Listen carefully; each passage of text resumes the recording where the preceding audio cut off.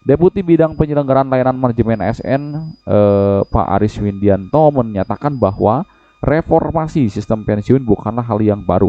Ia juga menjelaskan bahwa usulan perubahan sistem pensiun itu telah diajukan sejak 20 tahun yang lalu ya. Kami berupaya untuk membentuk lembaga dana pensiun untuk mengoptimalkan pengelolaan dana pensiun yang lebih transparan dan tentunya lebih akuntabel. Nah, di sini ada reformasi pensiun ya. Di mana untuk PS Yugo ini beban pensiun meningkat setiap tahun ya. Nah, untuk program fully funded ini tidak akan meningkat ya, dan juga meminimalisir terjadinya korupsi dana pensiun yang secara besar ya. Kalau kemarin kita lihat oknum dari pengelola PT Taspen sendiri ya, salah satu mantan direktur PT Taspen itu Pak Kosasi kalau tidak salah ya, itu mengkorupsi ya dana pensiun, dan ini lebih biadab ya teman-teman. Bisa kita lihat di video-video sebelumnya ya, itu sangat memprihatinkan ya, di mana 800 miliar dana pensiun itu dikorupsi dan telah diamankan langsung oleh KPK. Cukup baik ya kinerja dari KPK menyelamatkan dana-dana pensiun, di mana dana tersebut adalah miliknya para pensiunan PNS yang tentunya telah mengabdi puluhan tahun terhadap negara ini, dan itu sangat miris, dan tentunya itu di batas hak asasi manusia seperti itu ya. Nah, pada webinar juga mengulas beberapa aspek penting dalam program dan pendanaan pensiun yang sedang diupayakan pemerintah, antara lain optimalisasi program persiapan pensiun, opsi perubahan bentuk program pensiun, dan opsi pendanaan lainnya. Diungkapkan juga oleh PWRI ya, sebagai Persatuan Waradhatama Republik Indonesia, Pak Agung Mulyana juga turut mendukung langkah-langkah persiapan pensiun yang telah dipaparkan oleh BKN. Program pensiun perlu dilakukan secara masif melalui pelatihan dan pembekalan bagi PNS yang tentunya nanti akan memasuki usia purnabakti. Dengan adanya diskusi dan upaya reformasi ini, diharapkan sistem pensiun ASN ke depan dapat lebih menjamin kesejahteraan bagi para pensiunan.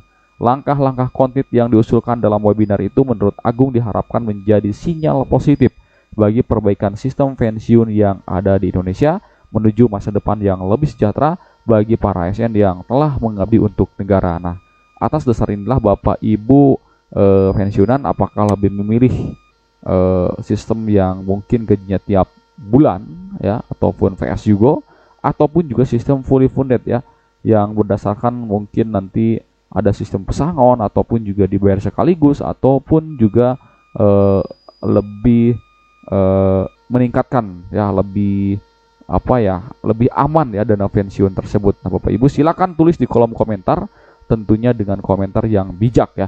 Tentu kita akan simak ya salah satu paparan dari Ketua Umum Dewan Pengurus Korpri Nasional sebagai Kepala BKN, Prof. Judan Arif Fakrullah. Selamat menyaksikan.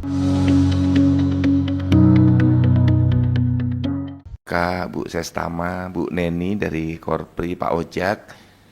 Mari kita pekikkan dulu salam Korpri. Kalau saya sebut Korpri, sambut dengan kata maju terus. Salam Korpri itu Korpri maju terus. Korpri. Maju terus. Sekali lagi yang keras. Korpri. Maju terus. Terima kasih. Bu Neni dan teman-teman Korpri semuanya, saya memberikan apresiasi yang tinggi untuk acara hari ini. Tadi Pak Agung sudah menyampaikan banyak. Kami dukung semua Pak Agung untuk perubahan undang-undang pensiun, undang-undang lansia, kemudian sekolah lansia. Korpri dan BKN mendukung penuh karena kita sadar semua anggota Korpri yang sehat pada masanya akan pensiun. Karena kalau nggak sehat bisa berhenti di tengah jalan. Pensiun dipercepat. Ya. Nah, kita berdoa kita semuanya sehat walafiat sehingga semua pensiun semua dan sejahtera bahagia sampai umur 100 tahun semuanya. Amin. Saya selalu berdoa, selalu bermimpi besar, dan teman-teman saya ajak juga selalu bermimpi besar, usianya panjang, manfaatnya panjang. Kita berdoa panjang umur karena bisa berbuat lebih banyak kalau masih hidup. Dan kita harus meniru kepada orang-orang besar yang sudah meninggal dunia pun masih memberi manfaat. Contoh makam Bung Karno di Blitar menjadi tempat pariwisata, menghidupi orang banyak. Itu meninggal dunia tapi umurnya panjang. Para wali, Sunan Gresik, Sunan Ampel, Sunan Bonang, Sunan Derajat, ya, Sunan Gunung Jati. Walaupun beliau sudah wafat, masih memberi manfaat. Itu panjang umur juga. Nah, kita berdoa seperti itu. Secara fisik kita usianya panjang, secara rohani juga memberikan manfaat yang panjang. Jadi rekan-rekan semuanya, hari ini acara yang sangat bagus karena kita harus merancang bukan hanya saat pensiun, saat aktif pun sejahtera dan bahagia, saat pensiun juga bertambah sejahtera dan bahagia. Yang disampaikan Pak Agung benar. Jadi Bu Neni kita rancang, kita lanjutkan kajian sistem pensiun, nanti sambil kita sampaikan kepada semua pimpinan kita, Bapak Presiden dan DPR, perubahan undang-undang pensiun. Dan kita dukung yang disampaikan Pak Agung tadi, undang-undang lansia. Karena semua masyarakat senior perlu dihormati. Ada affirmative policy yang melahirkan affirmative action. Yang namanya afirmatif adalah tindakan khusus sementara. Jadi polisinya juga bersifat khusus dan sementara. Khususnya untuk siapa? Para lansia. Sementaranya kapan? Saat melakukan layanan-layanan tertentu. Misalnya layanan kesehatan, layanan keuangan saat di bank misalnya. Berbagai negara sudah menerapkan affirmative policy yang melahirkan affirmative action. Jadi ada tindakan khusus sementara. Kalau orang mengatakan, Pak, apa itu enggak diskriminatif? Ya, diskriminatif but constructive policy. Orang menganggapnya diskriminatif, tapi itu konstruktif. Itulah yang disebut dengan teori afirmatif. Ini penting, rekan-rekan semuanya. Mengapa saya memberikan apresiasi kegiatan-kegiatan seperti ini? Karena kita harus merubah. Banyak hal yang harus kita persiapkan. Karena saya percaya rekan-rekan, diam itu nyaman. Tapi diam tidak akan pernah menghasilkan perubahan. Dan saya juga yakin betul bahwa apa yang kita lakukan kalau kita menyerah itu mudah. Tapi dunia tidak pernah dihasilkan perubahan-perubahannya oleh orang-orang yang mudah menyerah. Jadi kita tidak boleh diam dan kita juga tidak boleh mudah menyerah. Baik kawan-kawan di BKN, kawan-kawan di Korpri, ayo kita terus bergerak. Terus nyalakan api semangat teman-teman semua. Walaupun kecil terus nyalakan.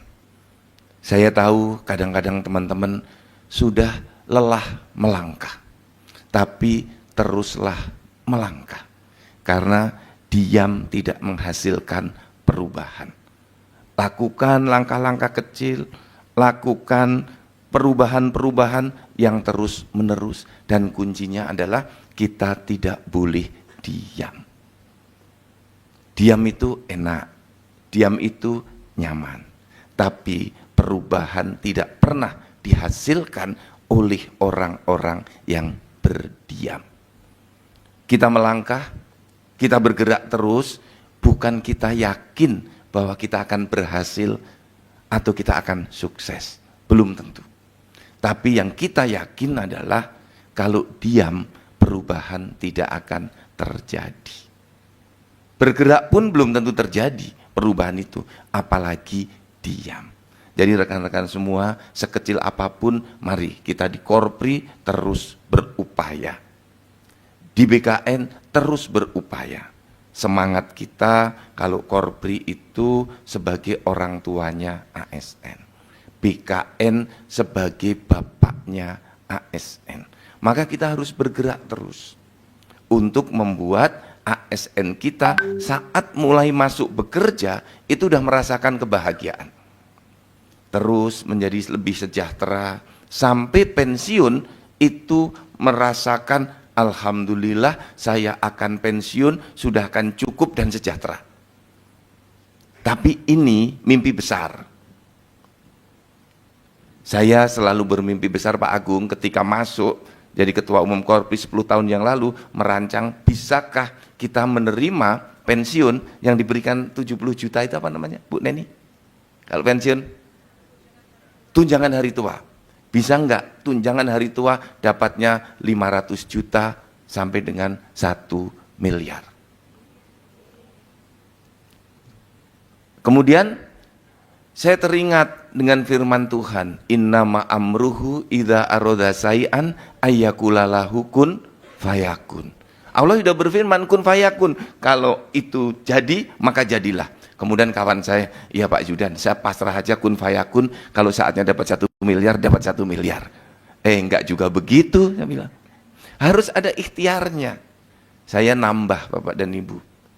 Agar saat besok saya umur 60 tahun saya mengambil pensiun atau umur 70 tahun sesuai guru besar saya ngambil pensiun dapatnya 500 juta atau 1 miliar.